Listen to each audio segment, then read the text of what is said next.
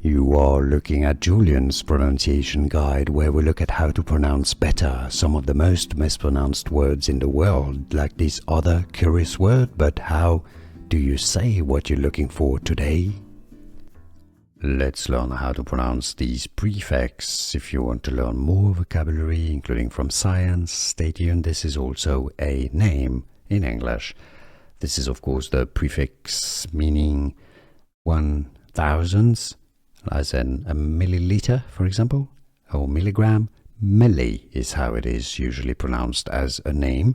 It is generally also pronounced in English as milli. Some may say it as miley. How do you pronounce it yourself? Let us know in the comments.